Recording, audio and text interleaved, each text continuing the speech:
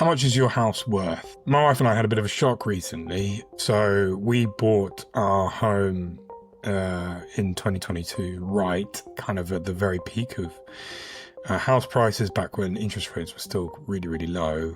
And we bought it for £285,000. Now, we've been living here for about 3 years now, and started thinking a little bit about, well, do we want to be in this house forever? And I think the answer, unfortunately, to that is probably not. No. It was a great home to buy as a kind of newly married couple.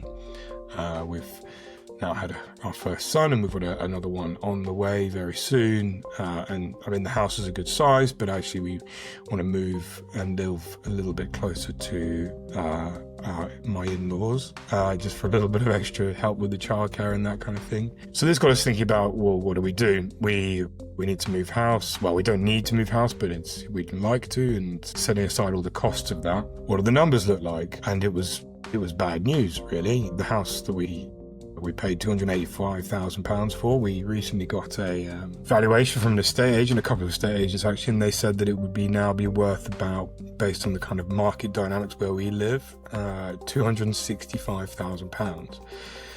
Which, I mean, wasn't a surprise. It's a bit of a shock that when you buy a home, you expect it to just keep going up and up forever. And ours has not done that. The problem for us now is we have to figure out, well, what can we actually afford? We've still got some equity in the property. I think it's assuming we were able to sell it for 265, there's probably about £20,000 worth of equity in there. And that's just about enough to cover a deposit on a new place, but we have to get that sale value, and that creates an issue for us. There's a wider thing here, though, about thinking about property as an investment and whether that's still sensible in the kind of modern market dynamic that we live in now. So we've got this really interesting guest coming on the podcast this week. She's got lots of really interesting data on this, whether property is still a worthwhile investment, whether we should even be thinking of it as an investment or just as something to live in so we don't have to pay rent to a landlord. That's pretty much my view on home ownership now. My main reason for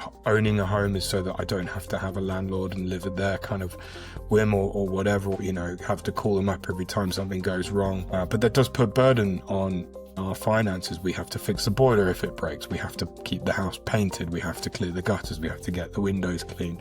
All of those sort of small things that add up when you're on the home ownership journey. As I say, we've got this really interesting guest coming on to talk about property as an investment, whether it's still worthwhile. So do give us a like and a follow and subscribe for more. Check out the YouTube channel. That's where we'll be. And we're also on places like Apple and Spotify.